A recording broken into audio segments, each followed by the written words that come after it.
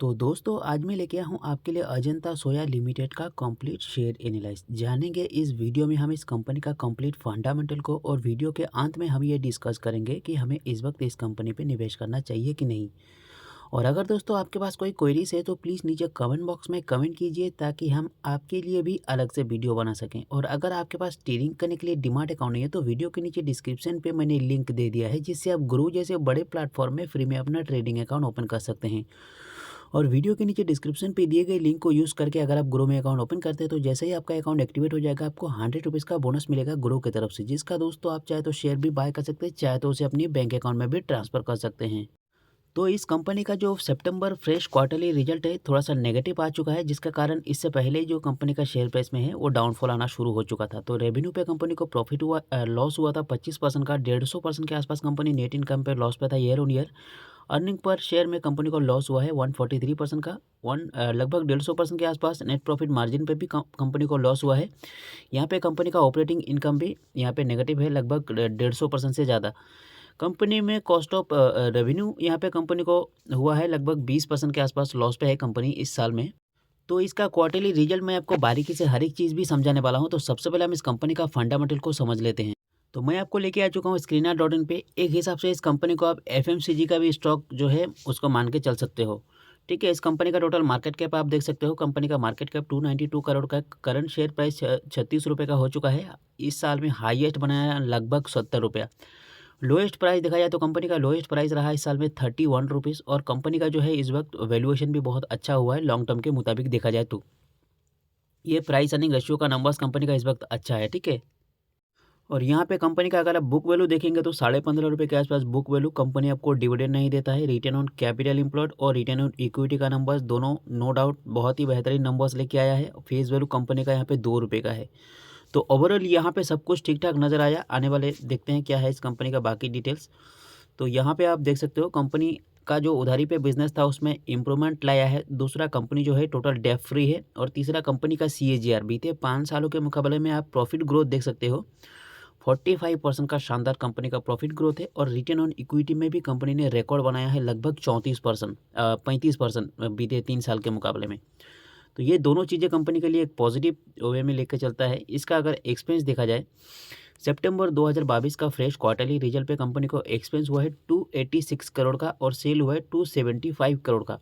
तो कंपनी जो है ऑपरेटिंग प्रॉफिट में लॉस पे है 10.60 करोड़ का, मतलब 10 करोड़ 60 लाख कंपनी को जो है लॉस हुआ है इस क्वार्टर में ऑपरेटिंग प्रॉफिट में। इससे पहले क्वार्टर में कंपनी लगभग 15.5 करोड़ जो है ऑपरेटिंग प्रॉफिट में था। बट इस क्वार्टर में किसी कारण से कंपनी जो है लॉस पे आ चुका है। नेट प्रॉफिट अगर देखेंगे, कंपनी 11 करोड़ प्रॉफिट में था मार्च 2022 के क्वार्टर में, लगभग 11 करोड़ के आसपास। और यहाँ पे कंपनी को लॉस हुआ है 8 करोड़ का, जिसके कारण इसका शेयर प्राइस में भी डाउनफॉल आया है। अच्छा खासा करेक्शन हो चुका है। और यहाँ पे आपको 60 रुपये का शेयर अभी इस वक्त आपको 30 रुपये में मिल रहा है। कंपनी का ओवरऑल सब कुछ ठीक ठाक है। सिर्फ यहाँ पे प्रॉफिट एंड लॉस का जो है स्टेटमेंट थोड़ा सा गड़बड़ आ चुका है इस क्वार्टर में। चलिए ईयर ऑन ईयर देख लेते हैं। 1251 करोड़ का एक्सपेंस हुआ है इस साल में। 1275 करोड़ का कंपनी को सेल हुआ है। कंपनी ऑपरेटिंग प्रॉफिट में 24 करोड़ इस साल में प्रॉफिट में है। इससे पहले साल में मार्च 2022 के अपडेट तक कंपनी जो है 48 करोड़ प्रॉफिट में था। तो 48 से सीधा आधा हो चुका है प्रॉफिट, और इसका शेयर प्राइस भी आधा हो चुका है। ठीक है, तो यहाँ पे जो गिरावट है, गिरावट का आप फ़ायदा ले सकते हो आप चाहे तो। आने वाले दिनों में आपको ये कंपनी जो है प्रॉफिट में रखने की पूरी चांसेस है। एक मोटा तगड़ा करेक्शन कर चुका है। यहाँ पे ईयर ऑन ईयर कंपनी पिछले साल में प्रॉफिट में था 42 करोड़, यहाँ पे सीधा आधे से भी कम हो चुका है। लगभग 18 करोड़ कंपनी इस क्वार्टर में प्रॉफिट में है इस साल में। CAGR कंपनी का सेल्स ग्रोथ देख सकते हो, सेल्स ग्रोथ यहाँ पे इस साल में 5 साल का है, और 3-4 साल का देखेंगे तो थोड़ा बहुत ठीक ठाक है। और कंपनी का यहाँ पे प्रॉफिट ग्रोथ भी ठीक ठाक है, बस इस साल में थोड़ा सा गड़बड़ा गया है 60% का। CAGR भी ठीक ठाक है, इस साल में नेगेटिव है। यहाँ पे कंपनी का रिटर्न ऑन इक्विटी अच्छा है। तो ओवरऑल सब कुछ ठीक ठाक है दोस्तों। सिर्फ सेल जो है कंपनी को थोड़ा सा कम हुआ है। और यहाँ पे अगर आप देखेंगे प्रोमोटर्स के पास होल्डिंग, तो प्रोमोटर्स का जो होल्डिंग है वो थोड़ा सा इस क्वार्टर में भी मतलब एक इंगित दिया है, इशारा किया है कि जो है आने वाले दिनों में भी इसका शेयर प्राइस थोड़ा बहुत घट सकता है। 46.85 से 46.63% जो है इस वक्त प्रोमोटर्स के पास होल्डिंग है। तो इम्पोर्टेंट ये नहीं है कि कितना घटाया है, ये इम्पोर्टेंट है कि प्रोमोटर्स जो अपना होल्डिंग इसमें थोड़ा सा डिक्रीज़ किया है। इससे जो है रिटेल इन्वेस्टर जो बड़े-बड़े निवेशक हैं उनको फ़र्क पड़ता है।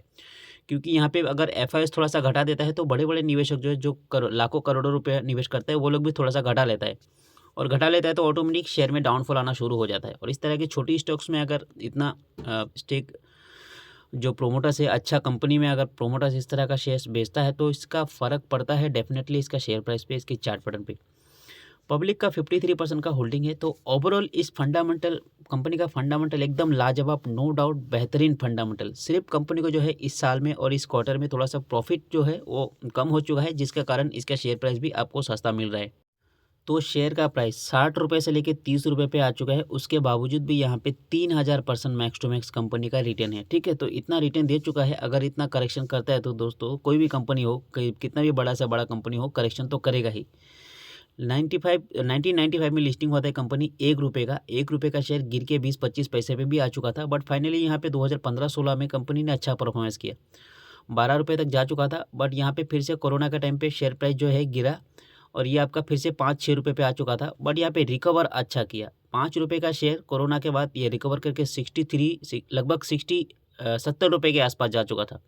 तो नो डाउट मल्टीवे का रिटर्न बन चुका है। यहाँ पे जो मैं लॉन्ग टर्म के लिए निवेशक है उनके तरफ से यहाँ पे कोई भी ऑब्जेक्शन नहीं हो सकता है, क्योंकि कोई भी शेयर हमेशा ऊपर नहीं जाता है, कभी ना कभी उसको नीचे आना रहता है। तो वो ये करेक्शन मान के वो जो है या तो चुपचाप रहेगा या फिर एग्जिट होकर थोड़ा सा और भी सस्ता होने का इंतजार करेगा। मैक्स 5 ईयर में कंपनी ने 150% का रिटर्न दिया है। और इस कंपनी का अगर मैक्स टू मैक्स देखेंगे तो यहाँ पे ये कंपनी जो है कोरोना के टाइम पे ₹5 का हुआ करता था। 5 का शेयर यहाँ पे लगभग 70 रुपये बना चुका था। तो मार्केट के हिसाब से डायरेक्शन, जिस तरह से मार्केट डायरेक्शन देता है वो भी इसी तरह से चलता है। मार्केट में गिरावट है, इसका शेयर में भी गिरावट है। गिरावट ज़्यादा है क्योंकि छोटा कंपनी है तो ज़्यादा गिरावट होगा, और अगर कंपनी रिकवर करेगा तो बहुत तेज़ी से रिकवर भी करने वाला है। ठीक है, छोटा मोटा कंपनी जो होता है इसी तरह से भागता है। 6 मंथ के चार्ट पैटर्न के मुताबिक कंपनी 28%, 29% गिर चुका है। मैक्स अगर 1 मंथ का चार्ट पैटर्न देखा जाए तो 5% गिरा है इस महीने में। मतलब ये 1 महीने का चार्ट पैटर्न देखेंगे तो बहुत गिर चुका है। अभी वो गिरना नहीं चाहता है, ऐसा ही कंपनी का जो चार्ट पैटर्न है इस वक्त बनाया है। अगर उसको गिरना रहता तो एवरीडे 2-3% का गिर के वो चुप रहेगा। फिर मैक्स 5 डे का चार्ट पैटर्न देखेंगे तो एक रिकवरी का चांसेस जरूर था। बट यहाँ पे वीकली एंड में देखा जाए तो यहाँ पे कंपनी थोड़ा सा फिर से नेगेटिव चार्ट पैटर्न बना चुका है, और आज के दिन ये जो है 0.14% का नेगेटिव रिटर्न दिया है। तो इस कंपनी का मोटा मोटी चार्ट पैटर्न देख के हमें ये एक क्लू मिलता है कि यहाँ पे जो लोएस्ट बनाया 34 रुपीज़, अगर आपने ऑलरेडी निवेश कर चुके हैं इस वक्त के हिसाब से, और अगर आप शॉर्ट टर्म के लिए निवेश करना चाहते हैं तो आपके लिए यहाँ पे 34 रुपीज़ का एक स्टॉप लॉस लगाना जरूरी है। ठीक है, क्योंकि 34 रुपीज़ को अगर क्रॉस करके नीचे आता है तो आने वाले दिनों में इसका शेयर प्राइस 24 रुपीज़ तक भी आ सकता है। तो ये तो हो गई हमारा एक नेगेटिव पॉइंट कि क्या करे अगर नीचे आता है तो, लेकिन यहाँ से ऊपर जाने की चांसेस ज़्यादा है। ठीक है, तो अगर आप लॉन्ग टर्म के लिए निवेश करना चाहते हो तो 41 रुपीज़ क्रॉस करने का वेट कर सकते हैं। ठीक है, और अगर आप शॉर्ट टर्म के लिए निवेश करना चाहते हैं तो यहाँ पे बिल्कुल निवेश कर सकते हैं, बस आपको स्टॉप लॉस का इस्तेमाल करना बहुत ज़रूरी है। क्योंकि ये 34 रुपीज़ का जो स्टॉप लॉस है दोस्तों, बहुत ही इंपॉर्टेंट स्टॉप लॉस, इसको 2-3 बार टच किया है। अगर ये आने वाले दिनों में गिरता है तो ये जो है 24 रुपीज़ पे आने की चांसेस है। तो ये थी हमारा इस कंपनी को लेके पॉइंट ऑफ व्यू। आपका क्या पॉइंट ऑफ व्यू है कमेंट बॉक्स में ज़रूर बताना। वीडियो अच्छा लगे तो एक लाइक करना, अपने दोस्तों को शेयर करना। तो मिलते हैं अगले वीडियो में एक और ऐसे ही जानकारी के साथ। हमारी वीडियो को अंत तक देखने के लिए आपका बहुत बहुत धन्यवाद।